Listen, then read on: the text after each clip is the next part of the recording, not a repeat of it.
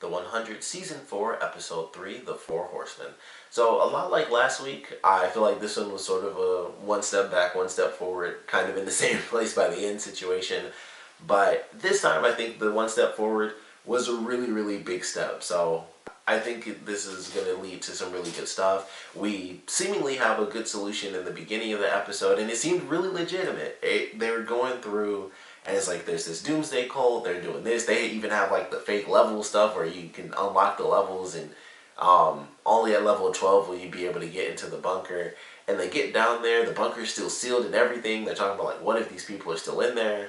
And the first thing I thought was there's no way that that's going to happen because they would need so much food, but they also had it for Mount Weather as well. And I was like, well, I mean, that was also like a government thing. This is just like a dude with a cult who made a bunker. I was like, I didn't expect them to have like the same level of stuff as Mount Weather. Even though he had like millions and millions of dollars, I was still like, I don't think he's going to have the same sort of funds. And when they open it up, we find out that the place wasn't even sealed. And he clearly didn't, because there was no sort of structure. Like, they opened up to, it was literally just a big circle cave. And I was like, they would have died real fast anyway.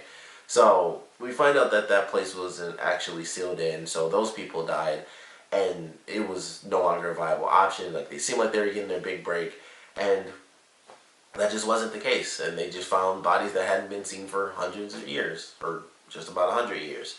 So, you know, we have that happen, and it's like, well, that really blows. We have, of course, back at Arcadia, this whole debacle over resources and stuff, and Raven is being really strict. Like, we can't utilize these resources. She's pushing Clarke to make this list of the 100 people that are not going to be allowed into the Ark once the radiation rolls around, which they really kicked that up. It was like, I thought we had 6 months, and then we find out they have maybe 2 months, which is exactly what I thought once they said, like, oh, it's already here. Fish are already dying. It was in the desert before, but then we have characters where it's like, it was Luna and Nyack and this little girl, or Nico, not Nyack. But Nico and this little girl, and I was like, well, as soon as they mentioned that, I was like, they're like right off the coast, like that's nowhere for them. They can't possibly have even half the time. And I basically said exactly what Raven ended up saying, like 2 months. And so now they've got a much faster clock, still no resources really. And then of course we get to the end of the episode and we find out that Luna, who basically kind of abandoned her whole heritage as a Nightblood, is the cure. She kind of leads them to realize that Nightbloods are the cure to saving everyone. So I'm very curious how that'll play out, because now that she is going to be the cure, are they, you know, how fast are they going to decide to reveal this to everyone? And with her being, of course, a Nightblood, she would be the next Keeper of the Flame. There's a lot going on there, especially with the other side of the storyline and the Rowan stuff and how they lied to him. So those two stories are going to blend in a very conflicting way, I would imagine. So I'm excited to see where they take it, but it was cool to have that reveal at the end. Like, she's not exactly, she's not immune, but her body can fight it off as long as it's not too insanely strong.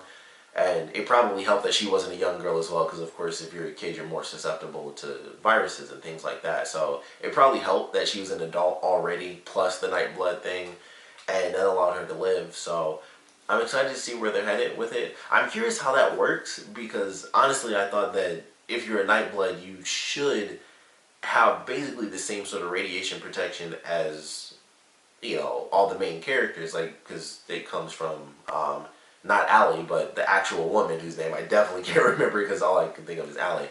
But with the way that they had that, I was like, that didn't seem to make sense to me scientifically, because you would think that anyone on Earth would be way stronger bloodline-wise than she would. But maybe it's just a part of, you know, the actual Allie system, and how, of course, the flame does literally infect people. They didn't feel pain physically and stuff like that. So maybe there's something to that where it is a part of the blood, that somehow that technology literally went through the bloodstream. And that makes a lot of sense, because that's exactly what happened with the flame. That was basically the whole last season. Only people who actually had the blood could control this sort of technology. So it's totally possible that they could go like super crazy science with it, where the technology was literally within the bloodstream, because that's kind of what it was anyway with the whole spinal fluid stuff. So it'll be interesting to see how that plays out. And like I said, the other half of this episode, once again back at the Capitol, the flame ends up being stolen from Rowan, and he was like, all right, well, we're going to send I keep saying Raven for Octavia, but we're going to send Octavia out, who has this super cool name, the Skyripper, which I thought was amazing, and we're going to have her find the thief. And so we come across this young girl, and it turns out that this is Indra's daughter, which I thought was really cool, and that kind of just blew on. I was like, okay, that's really freaking awesome. That is a nice reveal.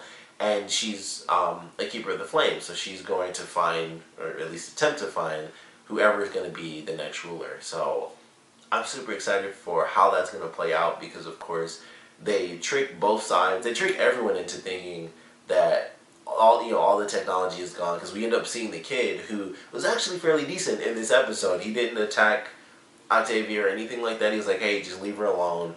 We're here for the tech, and that's it. And of course he, sends people to follow after her, but he didn't just have them outright, attack her and stuff, which, considering what she did to their ambassador, he probably has certain thoughts about her. So I'm excited to see where they take that, because everyone thinks the flame is destroyed. Once it gets revealed, because of course they did, it was a bunch of people in there. At some point, I would assume they're going to be like, yeah, we destroyed that a while back. He doesn't even have it anymore. They're going to have to deal with that. Like, if they don't fall in line behind the flame, they'll kneel to the sword, that sort of thing, which is also a really cool line. But it was just very interesting. Like, all right, let's see how this plays out, because now they have the flame out there. And that seemingly kind of ended in this episode. Indra's daughter, they have a very emotional sequence too. Like, she was crying about how her daughter left in the past, and how she doesn't want her to leave now, and how she was meant to lead her people rather than search for the next ruler and stuff like that. I thought it was really well done. It was a very good scene. But they're bringing that character back. She, not only does she have the flame, but she's also a main character's daughter, so of course she has to come back. And I just can't wait to see how they play around with that idea. Like, is she going to find her way to Arcadia, and that's how she realizes, like, oh, this is our actual ruler? And then how are they going to even smooth that over with Rowan? Like, is he going to get mad at them and try to use his army against them? Is that how he becomes an enemy to these characters? There's a lot of possibilities. He could take it really cool and be like, okay, no big deal, like it was just going to sit there anyway. If you consider it, like, if he had it, it was just going to sit there. No one was going to look for the next actual ruler. They kind of just had to show up. So to give it to an actual Flamekeeper made a lot of sense, as far as actually finding the next ruler and just be like, hey, please help us out. Don't banish us from being the 13th clan, that sort of deal. So he could take it fine. He seems like a cool dude at times, but who knows? Who knows how that's going to end up playing out? But I love the way they did this episode. I like how both stories kind of conflict with each other. The next episode seems like it's going to be chaotic, because Monty and Jasper end up finding the list of who Clarke has decided is going to be inside the bunker. So that probably won't be too great. Then they have Black Rain falling down, of course. Who knows with Monty and Jasper, how their storylines are going to play out for this season, because of course you got one dude, everything seems fine, it's working for him. He had, a moment where he got revenge on the guy that killed his father. And then you got his best friend, who's just lost his effing mind, was going to kill himself in the first episode of this season. I would assume, this could just be a silly edit that they did to make us think this, but him going out in the rain, it probably was him in the black rain, because he doesn't care. He's like, we're going to die anyway. He might be the one to reveal to everyone that they're all going to die, and be like, yeah, everyone should at least know what's happening, especially now that you've decided to choose who lives and who dies.